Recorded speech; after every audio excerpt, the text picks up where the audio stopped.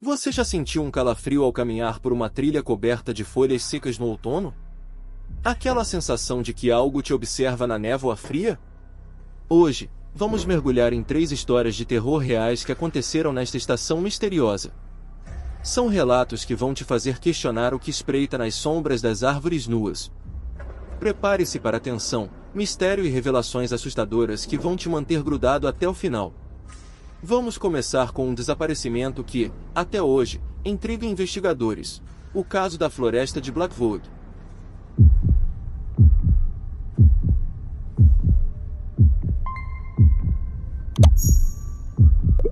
Era uma tarde fria de outubro de 1978, no norte do estado de Nova York. A família Carter, John, Mary e seus 2 filhos, Emily, de 10 anos, e Michael, de 7, saiu para um piquenique na floresta de Blackwood, um lugar conhecido por sua beleza outonal, mas também por histórias inquietantes. A floresta, com suas árvores altas e trilhas sinuosas, era um destino popular para famílias, mas os moradores locais evitavam certas áreas, especialmente após o pôr do sol. Eles falavam do Vigilante do Outono, uma figura sombria que, segundo lendas, aparecia na névoa para levar aqueles que se aventuravam muito fundo. John Carter, um professor de história de 38 anos, adorava explorar a natureza com sua família. Mary, sua esposa, era uma fotógrafa amadora, sempre carregando sua câmera Polaroid. Naquele dia, eles planejavam um piquenique simples, sanduíches, uma manta no chão e um dia de risadas sob as árvores cobertas de folhas vermelhas e douradas. Eles estacionaram o carro na entrada da trilha principal, uma área bem marcada, e seguiram para um lago a cerca de 2 quilômetros dali. Testemunhas, outros caminhantes, viram os Carter por volta das 14 horas, sorrindo e tirando fotos. Essa foi a última vez que foram vistos com vida. Quando o sol começou a se pôr e os Carter não retornaram, um amigo da família alertou as autoridades. A polícia organizou uma busca imediata, mas a névoa densa do outono dificultava a visibilidade. Equipes com cães farejadores percorreram a trilha, mas não encontraram rastros. Após 3 dias, os investigadores localizaram a manta do piquenique perto do lago, intocada, com a comida ainda embrulhada.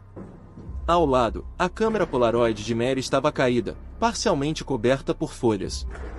Quando as fotos foram reveladas, o que os policiais viram os deixou sem palavras. As imagens mostravam a família sorrindo em algumas fotos, mas as últimas eram diferentes.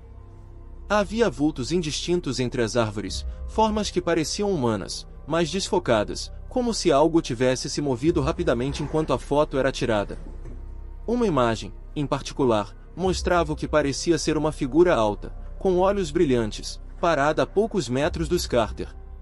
Não havia rastros de luta, nem sangue, nem sinais de violência. Era como se a família tivesse simplesmente desaparecido no ar. Os moradores de Blackwood tinham suas próprias teorias. A lenda do Vigilante do Outono era antiga, remontando aos colonos do século XVIII. Eles contavam sobre uma entidade que protegia a floresta, mas exigia um preço. Aqueles que desrespeitavam suas regras, como permanecer após o anoitecer, eram levados. Histórias de desaparecimentos na região não eram novas. Em 1923, um caçador chamado Thomas Reed sumiu na mesma floresta, deixando apenas seu rifle e um diário com anotações sobre sombras que sussurram. Em 1956, 2 adolescentes desapareceram após acampar na trilha norte. Nenhum corpo foi encontrado. A polícia, no entanto, descartava o sobrenatural. Eles investigaram a possibilidade de um crime. John Carter tinha um colega, Robert Klein, que havia discutido com ele semanas antes por questões acadêmicas. Klein foi interrogado, mas tinha um álibi sólido. Outra teoria apontava para um urso ou outro animal selvagem, mas a ausência de marcas ou restos tornava isso improvável. Uma terceira linha de investigação sugeria que a família poderia ter se perdido na névoa e sucumbido ao frio, mas a floresta não era tão grande, e as buscas cobriram cada centímetro. Semanas se transformaram em meses, e o caso esfriou. A mídia local apelidou o incidente de "O Mistério do Outono", e a floresta de Blackwood ganhou notoriedade. Excursionistas começaram a evitar a área, mas curiosos e caçadores de lendas passaram a visitar, na esperança de capturar algo nas suas câmeras. Em 1982, um grupo de adolescentes relatou ter ouvido sussurros na névoa, como se alguém chamasse seus nomes.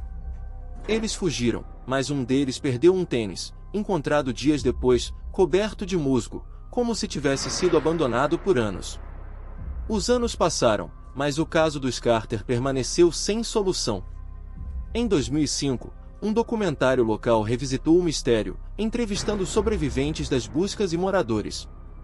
Um policial aposentado, Daniel Harris, afirmou que nunca se sentiu tão observado como naquela floresta. Era como se algo estivesse nos seguindo, mas nunca vimos nada, disse ele. Outros moradores relataram luzes estranhas piscando entre as árvores em noites de outono, sempre acompanhadas de uma névoa espessa. Hoje, a floresta de Blackwood ainda atrai aventureiros, mas os guias locais avisam: nunca fique após o pôr do sol. A lenda do vigilante do outono persiste, alimentada por relatos de sombras, sussurros e pegadas que aparecem e desaparecem sem explicação. Algumas pessoas acreditam que os Carter foram vítimas de um criminoso nunca encontrado. Outras juram que algo sobrenatural os levou. E há quem diga que a família simplesmente se perdeu, vítima da própria floresta. Mas as fotos da câmera de Mary continuam a assombrar. Aquela figura indistinta, com olhos brilhantes, não se encaixa em nenhuma teoria racional. Será que o vigilante do outono é apenas uma história para assustar crianças? Ou há algo na névoa de Blackwood que não quer ser descoberto? O que você faria se estivesse naquela trilha, com o sol se pondo e a névoa subindo? Deixamos para trás as sombras da floresta de Blackwood, mas o outono guarda mistérios ainda mais profundos. Agora, vamos viajar para a Escócia, para um pequeno vilarejo chamado Dunluch, onde, em uma noite fria de outubro de 1995, algo inexplicável aconteceu. Imagine um lugar tranquilo, com apenas 47 moradores, casas de pedra alinhadas em uma colina, cercadas por campos dourados de outono. Agora, imagine esse mesmo lugar completamente vazio, como se todos tivessem desaparecido em um piscar de olhos. Essa é a história do vilarejo silencioso, um caso que desafia a lógica e ainda assombra quem o conhece.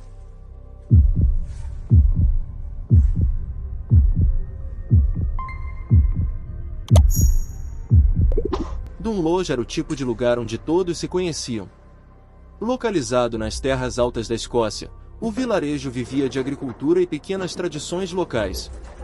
No outono, os moradores celebravam a mudança da estação com um festival de colheita, acendendo velas para espantar os espíritos, uma prática herdada de antigas crenças celtas.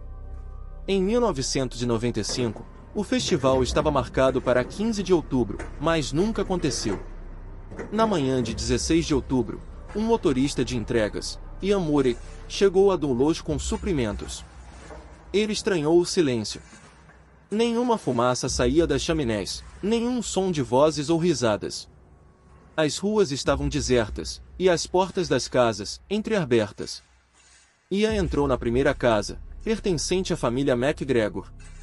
A mesa estava posta para o jantar, com pratos de sopa intocados, ainda mornos. Velas acesas tremeluziam em todas as janelas, mas não havia sinal dos moradores. Ele percorreu outras casas e encontrou a mesma cena, camas desfeitas, como se as pessoas tivessem se levantado no meio da noite, e velas queimando, algumas já derretendo até o fim. O mais perturbador?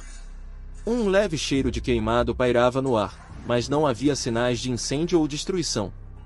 Ian chamou a polícia, e o que começou como uma investigação de rotina se transformou em um dos maiores mistérios da Escócia moderna. As autoridades chegaram ao entardecer, quando a névoa outonal já cobria o vilarejo. Eles confirmaram que todos os 47 moradores, homens, mulheres, crianças e até idosos, haviam desaparecido. Não havia pegadas saindo do vilarejo, nem sinais de luta ou violência.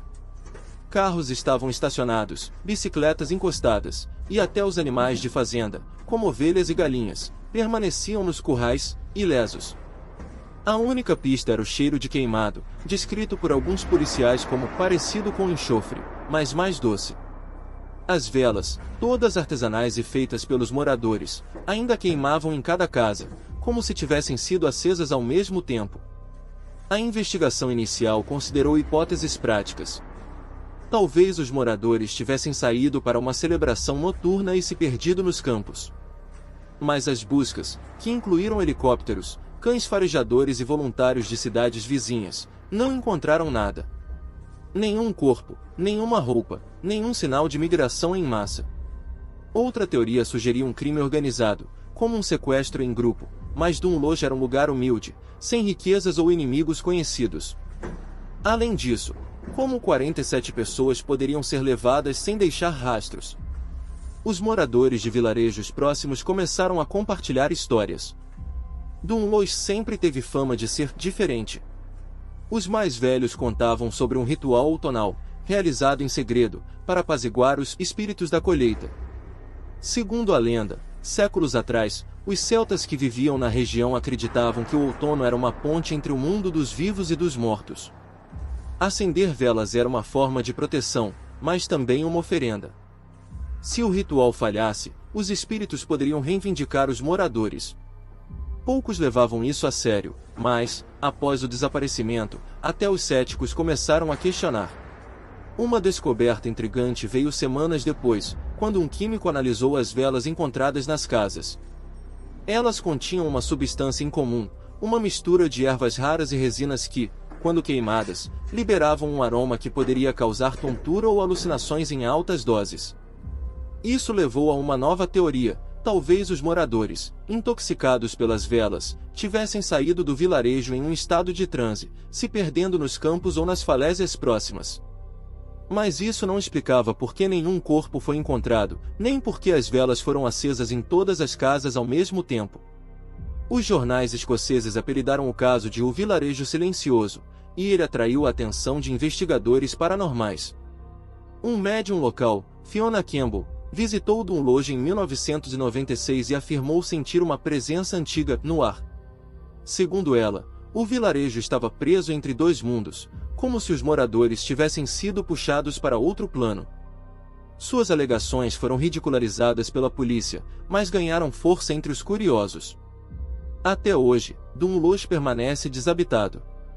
As casas, agora cobertas por musgo e folhas caídas, são um lembrete do que aconteceu, ou do que nunca foi explicado.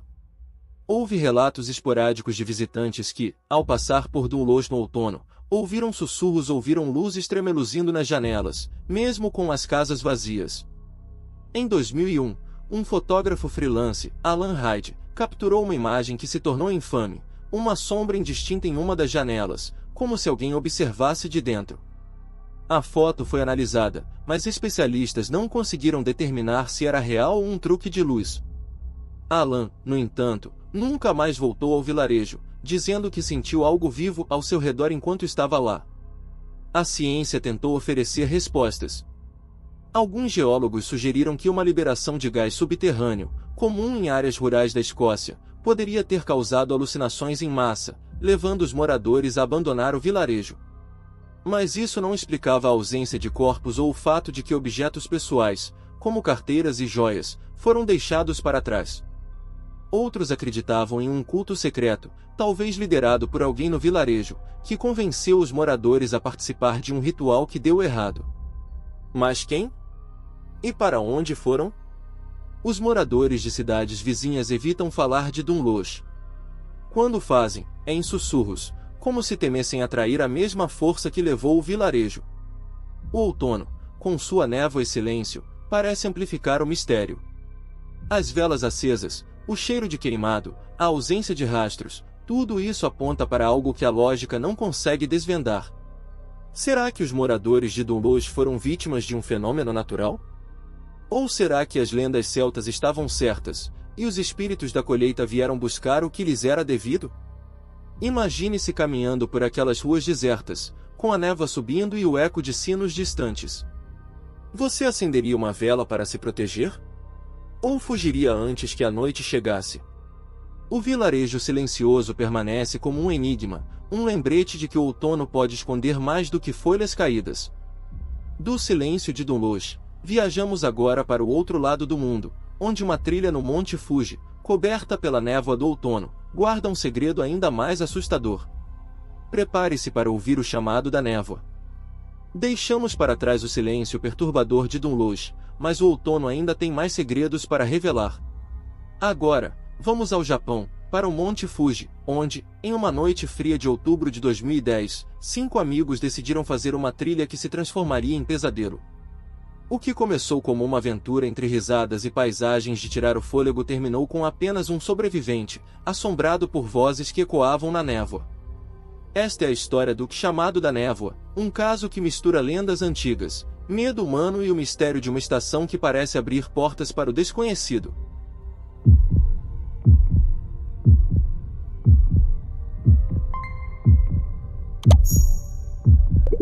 O Monte Fuji, um dos símbolos mais sagrados do Japão, é conhecido por sua beleza e espiritualidade. No outono, suas encostas se transformam em um tapete de folhas vermelhas e douradas, mas a névoa densa que desce à noite dá ao lugar uma aura quase sobrenatural. Em 15 de outubro de 2010, 5 amigos, Kenji Tanaka, de 28 anos, Aiko Sato, de 26, Hiroshi Nakamura, de 29, e Yumi Kato, de 27, e Takeshi Mori, de 30, decidiram fazer uma trilha noturna na Trilha Yoshida, uma das rotas mais populares do monte. Eles eram experientes, com equipamentos adequados, lanternas e mapas, e planejavam acampar por uma noite para ver o nascer do sol. O grupo começou a trilha por volta das 17 horas, quando o sol já se punha, tingindo o céu de laranja. Eles riam, tiravam fotos e compartilhavam histórias. Kenji, o líder informal, era apaixonado por montanhismo e conhecia bem o Fuji. Aiko, sua namorada, gravava vídeos com uma câmera portátil, capturando as folhas caindo e a névoa que começava a se formar. Tudo parecia normal até por volta das 20 horas, quando o grupo chegou a uma clareira a cerca de 2.000 metros de altitude. Foi aí que as coisas começaram a mudar. Kenji relatou, em seu depoimento posterior, que a névoa ficou tão espessa que eles mal conseguiam ver 1 metro à frente. As lanternas pareciam ineficazes, como se a luz fosse engolida pela bruma. Então, eles ouviram algo, uma voz suave, quase um sussurro, chamando seus nomes. A princípio, pensaram que era uma brincadeira. Hiroshi gritou, perguntando quem estava lá, mas o som ecoou sem resposta. Aiko, nervosa, começou a gravar o som com sua câmera, mas o áudio capturado era apenas estática. Foi quando Yumi disse que ouviu a voz de sua mãe, morta havia 5 anos, chamando-a da névoa. O grupo tentou manter a calma, mas o pânico começou a se instalar. Takeshi sugeriu voltar, mas Kenji insistiu que deviam continuar até o próximo ponto de descanso, a poucos quilômetros dali. As vozes, no entanto, ficaram mais insistentes. Cada um ouvia algo diferente. Hiroshi ouviu seu irmão, que vivia em Tóquio, Aiko, a voz de uma amiga de infância, Takeshi, um canto baixo, como uma música que ele não conseguia identificar. Kenji, o único que não ouviu nada específico, começou a desconfiar que algo estava errado. Ele pediu que todos ficassem juntos, mas a névoa parecia distorcer o espaço, e logo eles perceberam que estavam se separando. Por volta das 22 horas, Kenji percebeu que Yumi havia sumido. O grupo gritou seu nome, mas a única resposta era o eco de vozes que pareciam imitar os chamados deles. Aiko, em lágrimas, disse que viu uma figura na névoa, uma silhueta que parecia Yumi, mas estava muito longe, acenando para que a seguissem. Contra o conselho de Kenji, Hiroshi e Takeshi correram na direção da figura, desaparecendo na bruma. Aiko segurou a mão de Kenji, implorando para que voltassem, mas ele estava determinado a encontrar os amigos. Foi um erro. Minutos depois, Kenji ouviu Aiko gritar. Ele se virou, mas ela também havia sumido. Sozinho, com a névoa fechando ao seu redor, Kenji começou a correr downhill, ignorando os chamados que agora pareciam vir de todos os lados. Ele descreveu as vozes como múltiplas, sobrepostas, como um coral que sabia meu nome. Em pânico, ele tropeçou, perdeu sua lanterna, mas continuou correndo até chegar a uma estação de guarda florestal às 2 horas da manhã. Exausto e em choque, ele foi encontrado por um guarda, que acionou as equipes de resgate.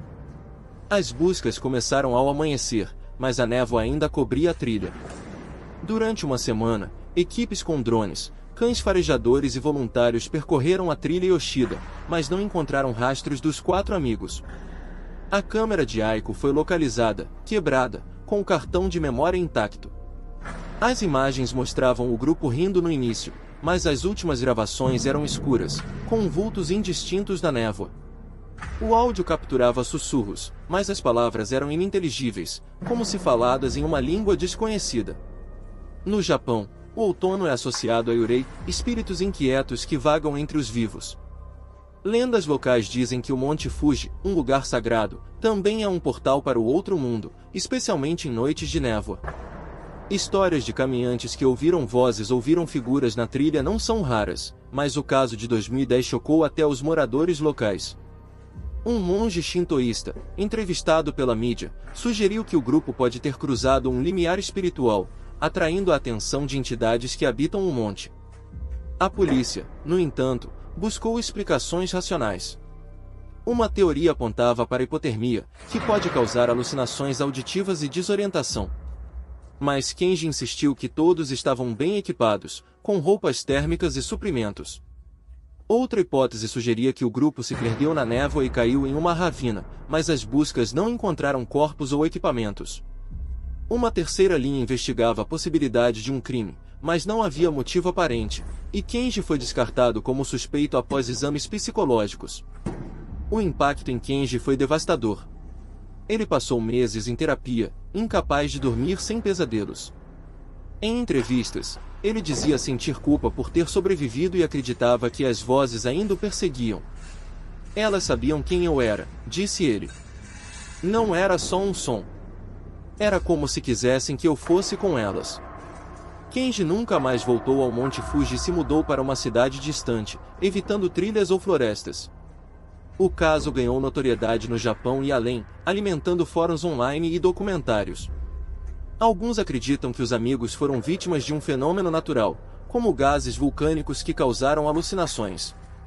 Outros defendem a teoria sobrenatural, apontando para lendas de Yurei que atraem pessoas para a morte. Em 2015, um grupo de caminhantes relatou ouvir vozes semelhantes na mesma trilha, mas fugiu antes que algo acontecesse. Até hoje, a trilha Yoshida é evitada por muitos no outono, especialmente à noite. O que aconteceu com Yumi, Hiroshi, Takeshi e Aiko? Foram eles enganados por suas próprias mentes, ou algo na névoa os levou? O Monte Fuji, com sua beleza serena, guarda segredos que talvez nunca sejam revelados. Imagine-se naquela trilha, com a névoa fechando ao seu redor e uma voz familiar te chamando. Você seguiria o som, ou correria como Kenji? O outono, com sua beleza e mistério, pode ser mais perigoso do que parece. Essas 3 histórias nos mostram que o outono não é apenas uma estação de beleza, mas também de segredos sombrios. Vamos agora refletir sobre o que elas nos ensinam e o que você acha que está escondido nas folhas caídas. O outono, com suas cores vibrantes e noites frias, tem um jeito único de nos encantar e de nos assustar. As 3 histórias que compartilhamos hoje nos levam a lugares onde o comum se torna inquietante. Na floresta de Blackwood, uma família desapareceu sem deixar rastros, exceto por fotos que sugerem algo além da lógica. Em Dunloj, um vilarejo inteiro sumiu, deixando apenas velas acesas e um silêncio que ecoa até hoje. E no Monte Fuji, vozes na névoa levaram 4 amigos, deixando um sobrevivente marcado para sempre. Essas histórias, todas reais, nos mostram que o outono pode ser mais do que uma estação de mudança, pode ser um portal para o desconhecido. O que une esses casos é o mistério.